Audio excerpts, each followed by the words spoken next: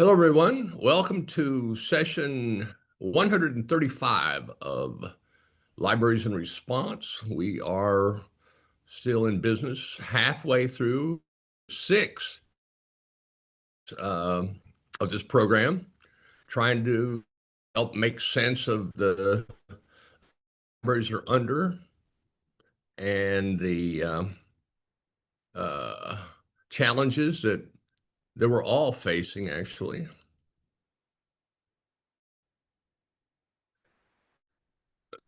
And they're not a few, they're actually quite a few, quite a lot. It's like constant. Of course, we started this as a response to the pandemic, the thing that kind of swept over the world all at once, everywhere, a massive dislocation of civilization. We've never seen anything like that. And libraries stepped up, excuse me, and found ways to deal with the circumstance. They were closed, but does that mean that they were out of business? No, it didn't. But how they could be in business online, of course, that's where everybody went, and that shifted the internet itself, and well, everything has changed, and it has not gone back. So people say, well, I hope we can get back to normal. Well, we're not, and I think we're sort of in a permanent change situation here, but we're still trying to figure out what that is. Today we have libraries in local media. We're gonna hear about a really interesting story in Ann Arbor. We'll get to that. Well, sorry.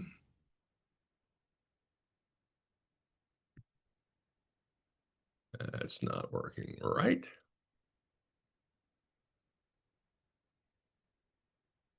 Oh, okay. Why isn't slideshow doing what it's supposed to do? Ah, that's because I was at the end of the slides. Now, we are the Gigabit Libraries Network. I'm the director here. We're producing this program with IFLA, the International Federation of Library Associations and Institutions based in The Hague, our longtime partner in universal public access. We're committed to the idea that everyone should have proximate access, at least, to the internet, to the open communications that we all take for granted. I say we all, many of us don't, but everyone should. And a library or some kind of a community hub responds to that. And so we think that's a baseline requirement for society to provide its citizens with that basic service. And so we've been doing that before we even started this program. Our speaker today is Eli Neiburger, the director of the Ann Arbor Library, who's going to tell us how he got into this. We'll get back to you in a minute, Eli. First, we want to thank our sponsors and supporters, the New York State Library, Texas State Library, Washington State Library, Delaware State Library, and Mission Telecom is a commercial entity, well, a nonprofit commercial entity that is also a sponsor, and then IFLA itself, sponsor. Wonderful. This is kind of our encapsulated image of stance. It's just a lot of pressure. This is kind of a image of polycrisis. It's taken hold to mean not just a lot of different crises that are happening, crises, that they all actually reinforce each other. They make each other crisis even sense. But luckily, we've got 400,000 public libraries around the world that are supporting dear old planet Earth in responding to these. And also to say, these are, of course, mega scale crises. These are global crises. But crisis comes in every scale, and it walks through the door at the library from global to regional.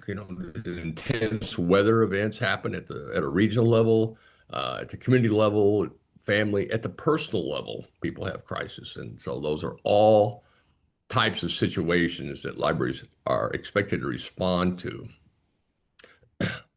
There's just a couple of quotes I wanted to get in here. Um, Librarians and journalists, which is to our point today, are both trained to ask questions. They're trained to dig out information. The aim is to try to empower people as individuals to sit in decisions. Yeah, absolutely. What part of live news outlets practice? Well, they have these four categories: shared space, pop-ups, content, and programming. Well, today we're going to hear a story that's kind of content creation and programming. I don't know if it fits into one of those so neatly, but anyway, I'm looking forward to hearing this story. But this point that both journalism and journalists and librarians offer avenues for increasing media literacy. And this could not be more important these days when the accuracy, the quantity of media are just in complete turmoil. So libraries are grounded in the principle that informed and educated citizenry is the key to a free society. Could not agree more. Washington Secretary of State is the agency that oversees the state library in Washington. So with that, we will get to our program here, and I will stop sharing.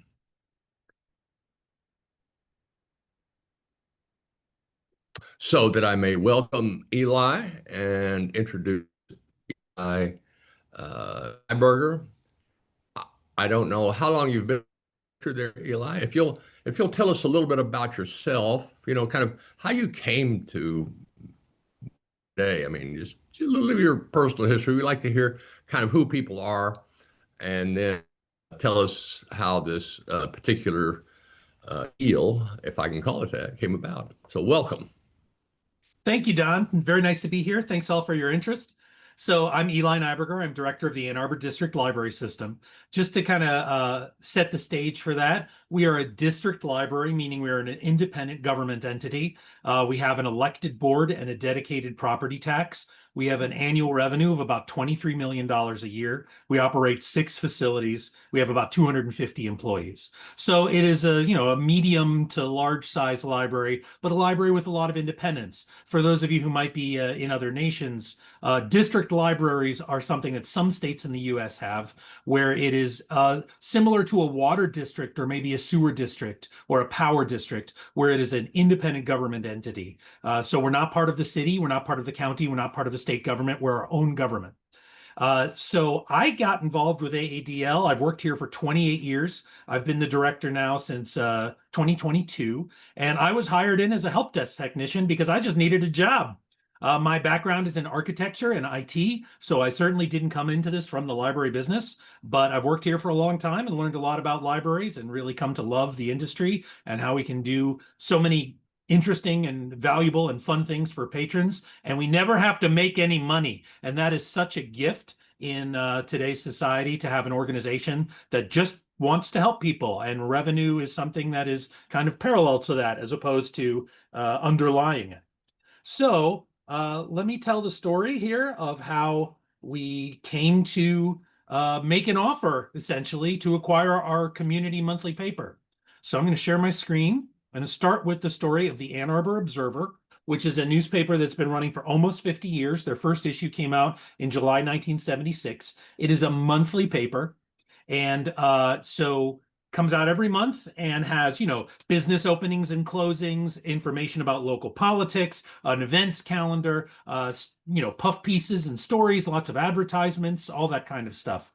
So for years, we had been indexing the Observer. where we would just produce this very simple index of what was written about in the Observer. So the library basically was maintaining a subject index, almost a clippings file, to the Ann Arbor Observer, just covering what was in there, so that if someone was trying to research one of these things, at least it would have some web presence somewhere, that in the August 1976 issue, there was an article about Mayor Albert Wheeler or something like that. If a mayor's committee ponders how to finance carport repairs, that's what we used to call parking garages in the 70s, carports, right? So we had been doing that for a long time because it was very much outside of any sort of intellectual property or copyright restrictions. You know, indexes are not covered by the copyright holder. So we were able to produce our own index. And we'd been doing that for many years. And we didn't do it all the way back in 1976. But when we started doing it in like the late 90s, early noughts, we went all the way back and made sure that we got all the way back to the first issue of the Observer.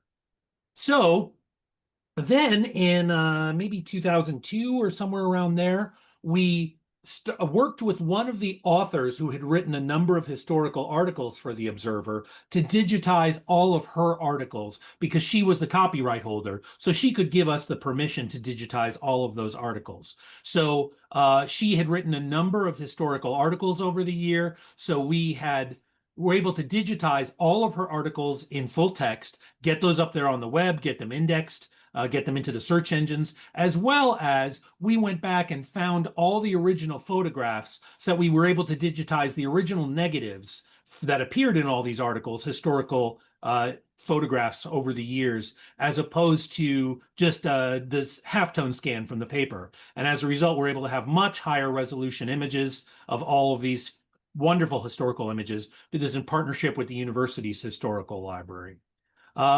Then when our bicentennial came around in 2024, we did a big project called the Ann Arbor 200, where we produced 200 unique pieces of content about local history and released them all over the course of the year. We made video games. We had a documentary about techno. There's a documentary about our first Black mayor. We produced a play about nuclear physics, more documentaries, original poems. Here's a short story, a documentary about the farmers market, a history of mime in Ann Arbor, including we had a performance in mime representing the history of mime in Ann Arbor, documentary about Iyengar yoga in Ann Arbor, the complete archives of the local music show on the student station. We had the Washtenaw County Courthouse rebuilt in Lego, as well as the old courthouse that was lost a long time ago. And members of the community were able to come help us rebuild that in Lego. There's a hip hop track that was produced, ceramics, lots of podcasts, a book about all the famous trees in Ann Arbor. We recreated and digitized the sesquicentennial series that the library had done 50 years ago, including found some lost episodes, digitized those for the first time, et cetera, et cetera. All kinds of crazy projects going over the course of the year. Ephemera, I love this one. I'm just going to show this to you real quick. Advertising ephemera, so we calendars and matchbooks and all kinds of stuff that often doesn't, rulers that don't necessarily get digitized, wonderful ephemera advertising from the businesses. So one of those projects, and actually project number 2 out of the 200, was the release of the full digitization of every issue of the Observer, going back to the very first issue in 1976, now available online. So that was one of our flagship releases for this, every issue of the Observer over its almost 50-year history. And you can just see the whole thing and go up there and look at all the issues. And what's very interesting to me about this is that many of the things that are covered in the first issue of the Observer are still things we're dealing with today. It's, how to use land, what development, what to do with the federal building. This is before it was even built, all kinds of stuff. And it's just very in the moment, and really shows kind of a longitudinal study of the history of Ann Arbor, because once a month they reviewed what was all of the issues that were happening in Ann Arbor. And in many ways, it's more digestible than trying to peruse through the daily newspaper, which is very much in the weeds. The monthly is really stopping along and seeing what the big things were in town every month. Then one of our projects, number 142 out of the 200, was an exhibit that we mounted at the downtown library called The Observer Observed, online exhibit and interview collection. And our archivist chose, over the 50 years of the Observer, our 500 favorite pages of the Observer. Some of them are ads, some of them are covers, some of them are just very well laid out opening pages of articles. And we covered all of that, had it printed on vinyl, mounted it along the wall. And in addition to the actual exhibit, which you can see here in its entirety, we did a number of interviews with the publisher and the editor, with one of their most prolific cover artists, with the person who covered City Hall for many years, someone who wrote did the events calendar, all sorts of stuff. So the Observer team, which is about 20 people, came to see this exhibit, including the publisher and the editor-in-chief, and we gave them a tour of it, and they met with our archivists. And at that meeting, the editor-in-chief and the publisher, who were the owners of the Observer, they purchased it in 1986. So they weren't really the founders, but they've operated it for so long, they're almost the founders. They dropped a little hint to our archivist to say, let me answer these questions here in just a minute. They dropped a little hint to the archivist to say, you know, we're looking at retiring and we're trying to find a home for the Observer. Where might that be? So before I do that, let me touch on real quick a couple of these answers here. What other papers are there in Ann Arbor? At this point, there is still the Ann Arbor News. They stopped in 2008 publishing every day. That's its own whole story because we are the holders of the archives of the Ann Arbor News. We negotiated with Advanced Publications, got their entire archives, everything. And however, they are still an ongoing business that publishes online daily and in paper once a week. And we are scanning, saving in all kinds of formats, including high-resolution TIFF for all the images. But what we publish to the public is generally the PDFs when we're looking at an entire issue. However, all those photographs, you can download a high-resolution copy of it right there. You can go directly to the image and get the full-res image there. So that's as far high-res as that particular image goes. That's an older scan. So it is definitely the case that you have a high-resolution image. Question, which platforms are we using? This is all Drupal. Drupal is our platform, and everything that we do is through Drupal. So this is all open source. We don't use any proprietary tech. All right. So they dropped this big hint. While we're doing questions, yes. Eli has a question about squaring curation newspaper gathering with keeping public trust in the third space zone. You have issues with identity and responsibility in this crossover?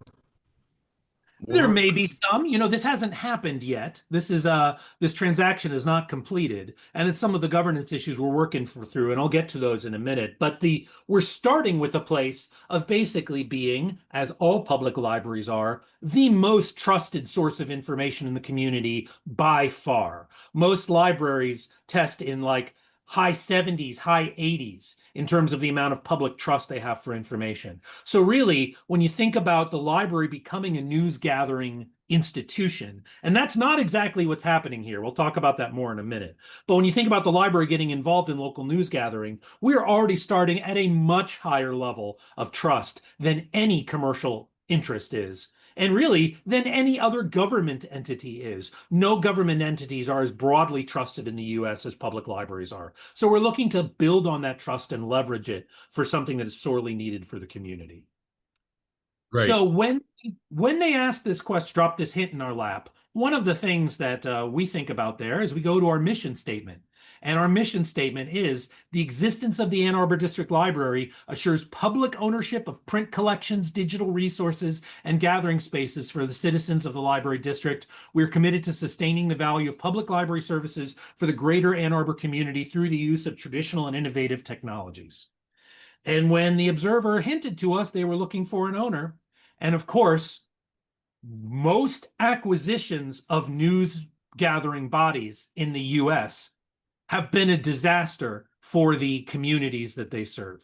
There's a lot of private equity buying up papers. There's a lot of billionaires buying those papers, not to make money, but to use them as a mouthpiece for their point of view. This is what's happening all over the world. And the first thing that I thought when I heard about this is, boy, I hope they don't sell to private equity and then get at best strip mined for assets or turned into a mouthpiece for someone's personal view or any one of those kinds of things. So we started the communication with the Observer about whether or not the library might be the home for them. And at this point, we've announced our intent to acquire the Observer. We've signed a letter of intent, which is non-binding, to start the negotiations. And then our board, after we, as we proceed through the due diligence, our board will be looking at what is the right model, what is the right organization for it, because basically the Observer remains a profitable business at this point. They are not in crisis as many of local community papers are. I think the most likely thing that will happen is that after the acquisition, we will convert them to a nonprofit entity. Even though they are profitable, it is a lot easier as a government for us to support a nonprofit organization. And part of the goal here is that for us to be here to keep the Observer going when the next cataclysm comes for the news business, right? Whatever form that takes. It could be something like a ridiculously high tariff on newsprint. That could certainly happen. That could affect the business in a big way. It could be something different as like the real estate industry stops advertising in print entirely. If the real estate industry stops advertising in print, that immediately changes the economics of the Observer. So our goal is to make sure that the Observer, which is distributed via mail as a free monthly publication to everyone in the community, and actually their service area is exactly our service area. So it lines up extremely well. And that one of the things here through as how we plan to, well, let me show one quick thing, and then I'll come back to talking about how we plan to do this. When we announced this, this is my Facebook announcement about it. We had just an outpouring of love and appreciation from the community, from library lovers and Observer lovers together, being so happy that this meant the Observer was going to continue indefinitely, and that unlike any other paper, the Observer would become accountable to the public, right? That is not something that we have in the US, is newspapers that are actually accountable to the public. And with the mechanism of this being under the ownership of an elected board, here's the blue sky reaction. Got a ton of wonderful feedback about this, even on LinkedIn. Community's very excited about this. So that brings us to, and of course, there are a small number of people who think that this is part of the fascist takeover of the United States. And it's like, okay, if you're going to put libraries on the side of the fascists, you are entitled to your opinion. And the library is demonstrating our commitment to intellectual freedom by acknowledging your right to think that the library is part of the fascist takeover of the United States. Go right ahead. So our next steps now are proceeding through the due diligence, looking at their financials, developing a final purchase agreement, and then doing the work to convert the organization into a new format, whether that winds up being a nonprofit or a wholly owned subsidiary or an L3C or something like that. The reason that we're most likely to convert them to a nonprofit is because we want to be able to help the Observer with our resources. For example, the library has a dedicated IT team. We have employ 6 full-time software developers. That is not something that a local newspaper currently has access to of any size, right? Have newspapers serving entire states that don't have a single software developer on staff, right? But it's increasingly an important part of the way that news is delivered. So as a nonprofit, the library is able to support them the same way that we would with any other nonprofit, with partnerships and saying, you do this for us and we do that, us for that. And then we are able to support them and help our infrastructure, help them grow and have our resources support them. Also, like, if they want some office space in one of our buildings, that's very easy for us to do for a nonprofit. If it's a company, you can't support them unfairly. Right. So it's looking like that might be the way that we wind up going. I'll answer Jamie's question here in just a second. The main part of this is really, when people ask, what about editorial freedom and things like that?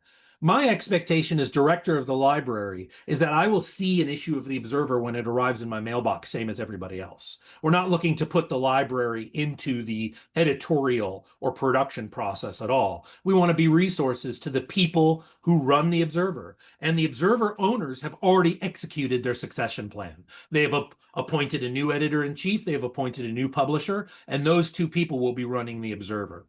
So yes, the intent is to continue the production and distribution of a print product because it is vibrant, profitable, and beloved in this community.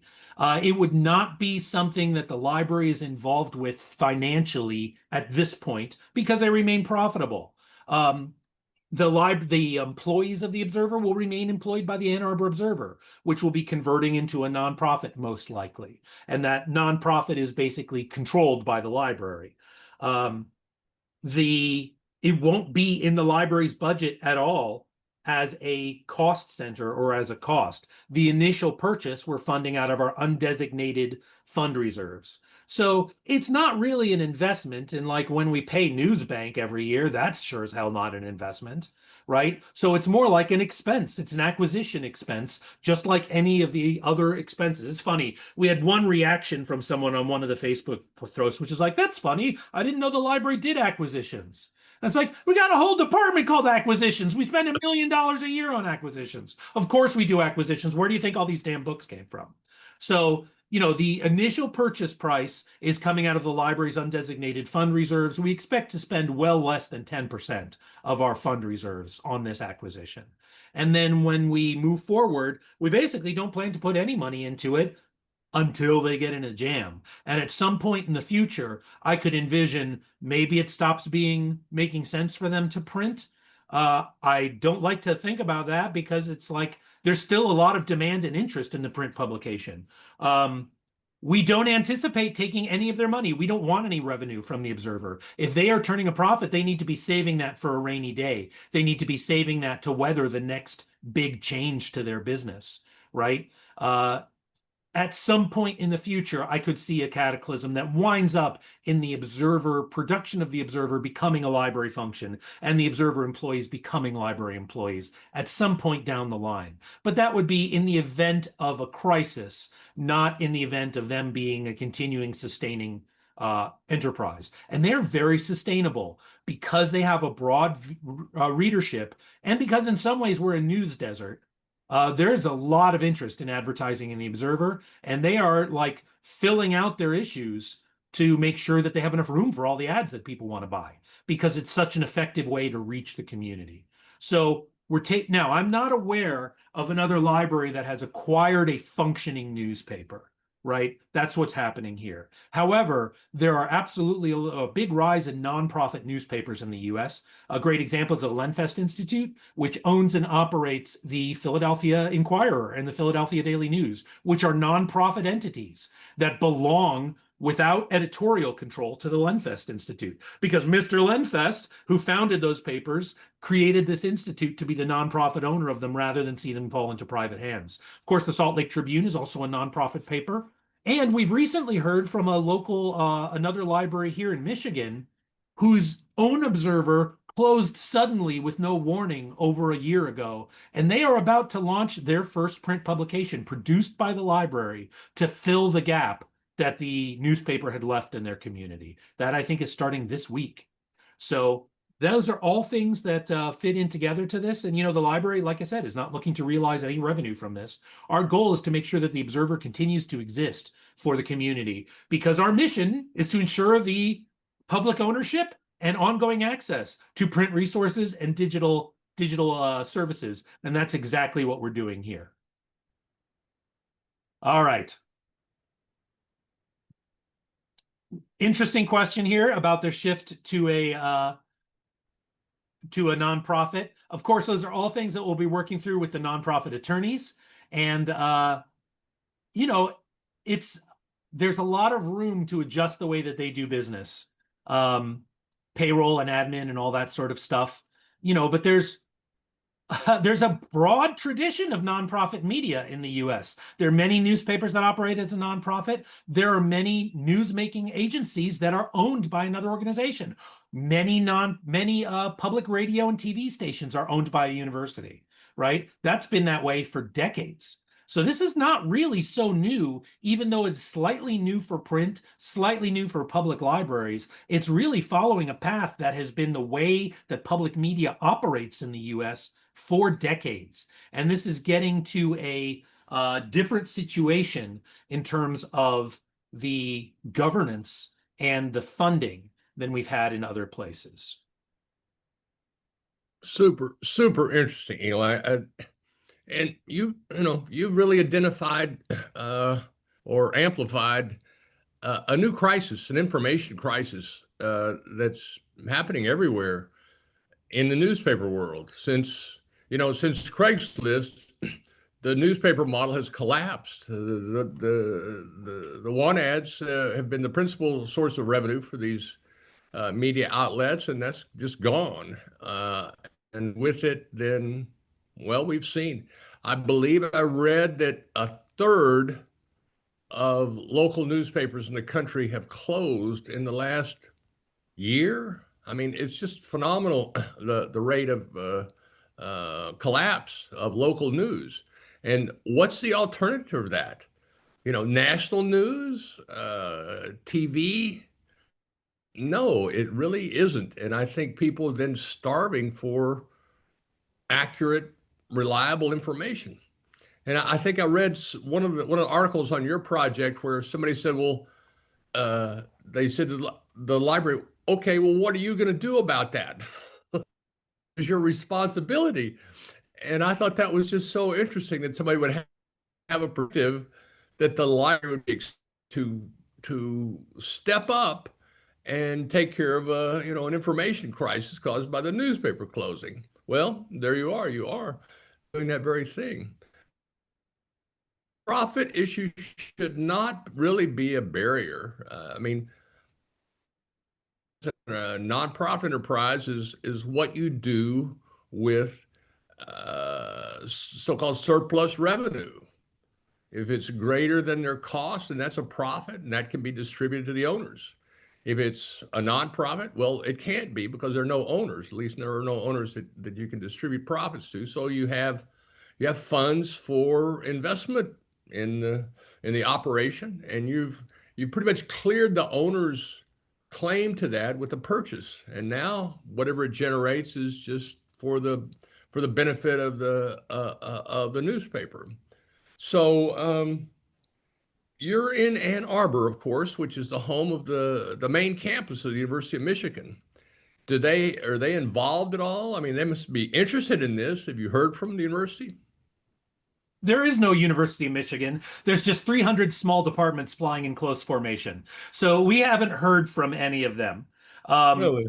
but this is like they do operate the local, the local NPR affiliate in Michigan is owned by the university, right? So it's like our NPR is public media that they operate. There's a student station as well. But this is something where they also already operate a newspaper. The Michigan Daily is the main, they still publish every day during the Huh? school year. That's the student paper, right? So it's written by children who are learning to become journalists. But this is not something where I see the university has a big role to play, because really it's they don't really have a role to play in local information. The new university plays on a national scale or global scale, really. So we're in a different position there. Isn't that interesting, though? I mean, they're actually somewhere in a community, and yet they don't generally relate to their communities. I find it's true of universities pretty much everywhere. It's unusual. Is there a historical society that's involved? This seems like it's right up their alley. Um, Not directly. We have a historical society in the community. They use our resources a lot. But those are usually very small volunteer-driven organizations and not really in a position to get involved with the operation of a publishing entity like this. There's a question there, any connections with community access media? We do have a TV access station that public access, like cable, PEG, as they call it, and that is operated through the city. And we are not part of the city government. So that operation continues about the public access TV. However, I think it's safe to, there's a real crisis in public access television because the viewership is dwindling so much. In many cases, they're going to YouTube, and that the complexity of that is driven by like getting into cable networks, but nobody's watching them on cable anymore. So many of those public access stations are kind of pivoting to YouTube or similar platforms with their cable access as kind of an afterthought at this point. Just to add a quick note, Eli, thanks for that. There are a lot of library community media collaborations across the country, and it's not so much about the distribution as it is about the content creation, right? Because access centers, back when the tools were way more expensive and difficult to access, and it wasn't just your phone, that was critical. But anyway, thank you for that. Yeah, thank you, Sean. You're doing a lot of this kind of collaboration county in California. Um, the the other we have other questions here. Seem like a lot of comments. Uh, Stephen Abram, you're introducing you've got some resources you've posted up there. Yeah, I decided that it might be helpful because there's a lie that's out there right now that the media is left wing. Nothing could be further from the truth. 95% of US media is owned by 6 Republican families. So we need to look at what a balanced media approach looks like. And US newspapers are far right. Even their most left-wing newspapers are far right of the rest of the world. So I put up the data sources there, but I wanted to ask Eli, uh, does the asset have, since I've done hundreds of mergers, does the asset have a strong social media presence, aligning the library's usefulness within that? And do they do podcasts? Like most newspapers, especially local ones, do interviews with local politicians and stuff, which is excellent. And there's opportunities there. And then my third question, I guess, is does the Ann Arbor Library write a column in the paper already? No, we don't currently contribute content to the Observer. We do have an arts blog that we started when the Ann Arbor News laid off all their arts reporters about 15 years ago. So we have an arts blog where it has 2 professional journalists that work for it that are employed by the library. I'm going to post that in here that we've been doing for a long time. Hang on just a minute. So that's a way that we contribute content to the community. The other thing is that we have a podcasting service for the community called Fifth Avenue Studios.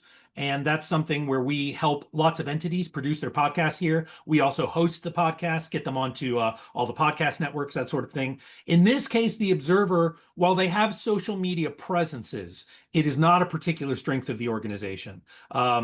It's something where they have a lot of room to grow there. They do a fine job. It's not like it's, like some communities where they hardly have a presence at all. They're not doing any podcasting currently. So it's something where that's an opportunity if those are the sorts of resources where we can help them out. So, I think the library has a much stronger social media footprint than the Observer currently does. So that's a place where we can help them. And especially when we get, if we wind up in a situation where it's not like singling out a special business for most favored nation status, but instead a nonprofit that is allied with the library, then we have the runway is wide open for us to be able to cross promote them, make sure that everyone in town is aware of things that are happening in the Observer and cross promote and contribute content to them as it's helpful to them. This just has to be critical to the health and survival of local communities. I mean, you have to know what's going on in your town. You have to feel like it's part of, your world. And if there's just no information at all, other than, the occasional neighbor you bump into, you're just going to be disconnected and the community will suffer from that. This is a crisis, absolutely a crisis. And these acquisitions that you mentioned earlier have been going on, centralized by people who feel like this is a vehicle to influence public opinion at a really low price. You can pick these things up for nothing, I guess. And and of course, then we have this trust factor, and that's before we even talk about social media and the companies that support that provide that flow of information. So people are desperate, and the trust in libraries, I'm thinking, is comparative. I mean, I don't know if it's actually going up. I think just everything else is going down, and it's just rising up by comparison to the other sources. So um, we did a similar project here in this small town of 7,000 people where I live in just north of San Francisco, where there was a local paper that started publishing in the early 20th century. So there was all this, a microfilm of these editions. Well, we partnered with our own historical society and funded the digitization of those under a project with the University of California that they were, researching, and they were kind of providing some of the support services. And we now have all of the issues back to the beginning of the town almost that are all accessible to historical discovery, and it's pretty gratifying. And I hold on to history because it just is evaporating at the rate of the flood of new media and the rest of it. Let's see here. What else have we got? It's like Sean's got a question. I just wanted to reinforce what you were just saying, Don, because part of Eli's story that I really appreciated was you kind of built off of an archiving, a community memory, was the basis that you built upon, it seemed like, when your story. And it occurs to me that it's almost like if you took the notion of community memory as a library function and you just start shrinking the timeline, you start as far back as you can reach, and then you shrink the timeline to where it's like yesterday or an hour ago. But it's almost like just a continuum of the whole community memory function of libraries, which I think is brilliant design in that sense. Well, and part of what works so well as a partnership between the library and the Observer specifically is that as a monthly publication, they are not a breaking news publication, right? It's harder to imagine libraries being in the breaking news space, which is a lot more controversial and difficult to get right and high stakes. When you're producing something once a month, there's a lot more time for a deep dive to get things right, to make sure you get comments from everybody. So that's part of what makes it such a good fit. So maybe not like getting up to what happened yesterday, but what happened this month is probably about fast enough for libraries. Well, I just have to say that to me eventually we'll get there, and we started thinking about it like, could you go to your library and see the agenda for your city council meeting and have the librarian help you really understand deeply that issue and prepare your testimony, like, yeah, as an informed testimony? And so it's like, then if we get ahead of community memory, it's like just cross the line into Yes. next week's meeting. You're covering it in advance. And I think this is something where there's a hill to climb in the community wrapping their heads around this, specifically acknowledging that the era of commercial news media may be coming to a close, and that's a good thing, right? Because most people our age or older only lived in a world with almost solely commercial news media, and we're seeing how that worked out for Earth, right? Like the incentives are so misaligned between making money and making news that it was just kind of a quirk during the 20th century that it seemed to work pretty well, right? And now we're seeing that with the acquisitions and private ownership of news bodies, that it really does not work well for citizens and communities. And I think there's a bright future for community-operated news. There's a great project out of Chicago, documenters.org, which is very focused on covering what happens at meetings. And they're spreading to a bunch of other cities, and they're not really looking at that through a news gathering lens. It's more just a reporting lens. Someone else has to make it into news, right? So really interesting opportunities for that. And I think that the, public media is not new in the US, but public newspapers are something that people are just starting to wrap their heads around. Interesting point. And you remind that newspapers actually began as organs of political parties in this country. So-called Right. yellow. Right? Yeah, for most of the history of newspapers, you bought the one in your town that agreed with you. That was how it started, right? And it was only in the 20th century when Hearst sort of cracked the code and being like, by taking a more neutral stance, we can sell to both sides of the political spectrum and then make the money on and make it real cheap and make the money on the ads because we're reaching a larger audience, right? And that worked well, except it taught people that news should be free, right? So that then the subscription revenue was such a tiny part of the income. It was all, like you said, from classified ads. And then Craig Newmark came along, and that was the end of the news business, and it's like that was a very unforeseen outcome of staking the entire business on the classifieds. Stephen's And got also, yeah, your example with Hearst is, that their network of outlets rose to be an extremely powerful political force, Yep. and they leveraged that, for their agenda. while acting as if they were objectively truthful reporting, right? And that was like the model for the 20th century. And then the model in the 20th century with the arrival of television, the deal was that these three networks would be given free use of the public airwaves in exchange for education. They would provide education, information, services. And then that evolved into being the most profitable part of their businesses. As you said, the commercial transformation has changed that completely. And now with the internet and the web, we're in a completely new era. And it just keeps going. So the library is able to anchor the historical record. I think this is really important about the preservation that libraries do play is a key role. And you're just absolutely to be congratulated, Eli, on pulling through a unique and extraordinary example of trust in media. Way to go. Well, hopefully it won't stay unique and extraordinary. Well, let's hope not. I mean, maybe today we've got some ideas percolating out there. If they can do it, anybody can do it. Maybe we can do it. Stephen.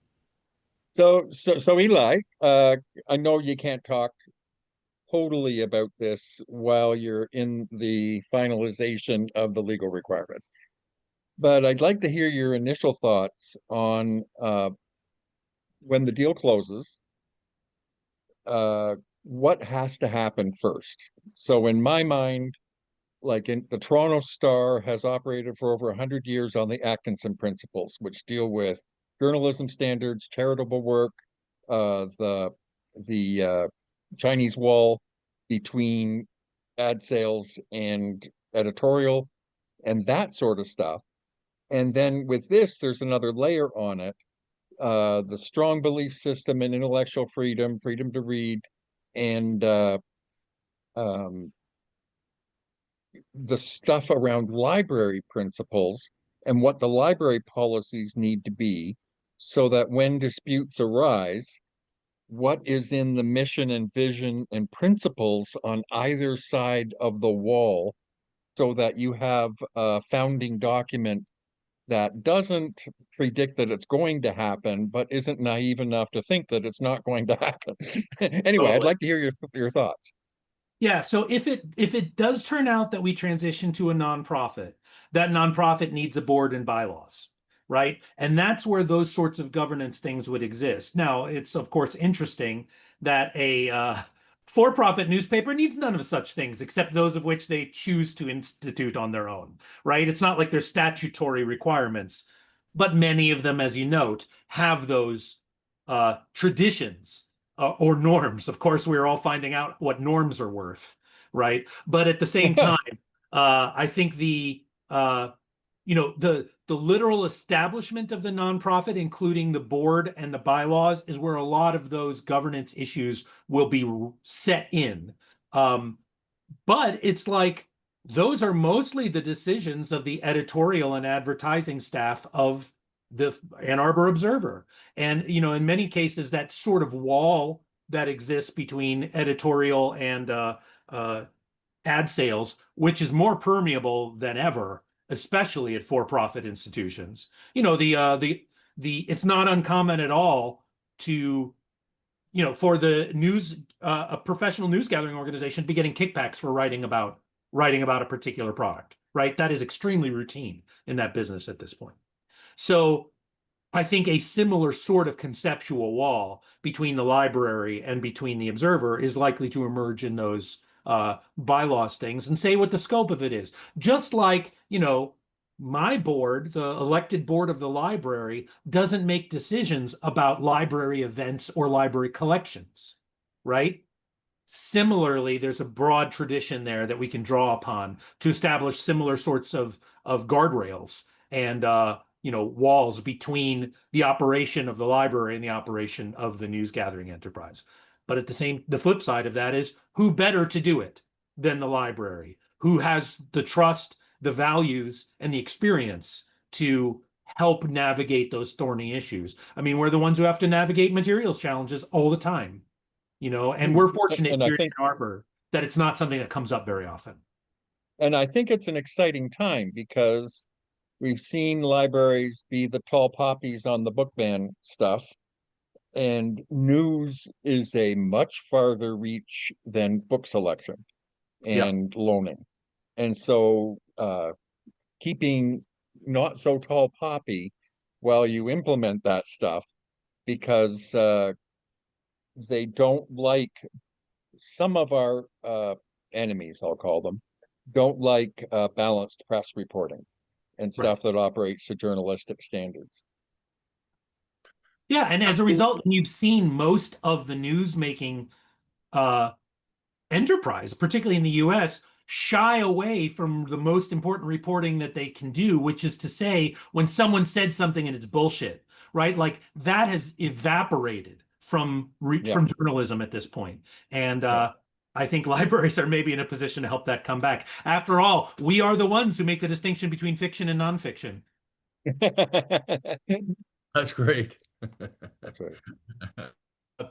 You just touched on banned books, and I wanted to share maybe a little off topic here, but Banned Book Week, we just finished it, right? So this has been an interesting kind of campaign by the libraries to emphasize the freedom to read, but it's hitting me that week gives a name to banning books. I confuse a lot of people. Think such a thing. Yeah, yeah. There are books I'd like to ban. I think that's kind of a backfire on this sort of the ironic use of Banned Book Week that I would like to suggest the library world rethink. We're at the end of our hour. Thank you for indulging me on that little sidebar. Eli, you want to leave us with any remarks or advice for others who may want to pursue this model or anything similar? There's one thing that I've said for 20 years about all kinds of different library issues and how libraries should adjust to the 21st century, which is, the main thing is that it is additive and diversifying and not replacement, right? Are things we've done not for decades, not for centuries, but for millennia are still extremely valuable to our communities. But the 20th century library brought the world to its community because there was no other way to get that information other than if someone obtained physical materials, right? As that's changed, I think the role of the 21st century library is to bring its community to the world and to take the information that is just about your community. Who's going to care more about your community other than the library? Its history, its news, what's going on, all that stuff. And to make that accessible to the entire world is an excellent role for libraries to add to their portfolio, not to replace it with, but to add it on. And I think that this just fits in perfectly for that, to make sure that the news of this community remains vibrant and healthy and available to the community and to the world at large indefinitely. Perpetuity, libraries are like the only game in town when it comes to perpetuity. And I think that that's a great role for us to be playing. Amazing. Really fascinating story and another illustration of the ongoing changes and reinventions of the institution that we rely on so much, and how it's managing to make those kinds of changes under tremendous pressures. So with that, we will say thank you, Eli Neiburger, and congratulations, Ann Arbor PL. And we look forward to having you back and tell us how this all worked out with with the board. Absolutely. With that, I'm going to close the recording and thank everyone for showing up. Come back next time.